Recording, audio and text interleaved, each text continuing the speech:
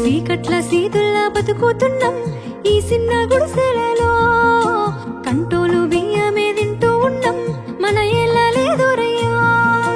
కష్టాలు తోడున్న అందరికీ నా ఒళ్ళని కనిపిస్తలేనమ్మ కొందరికి కష్టాల్లో నేనున్నని.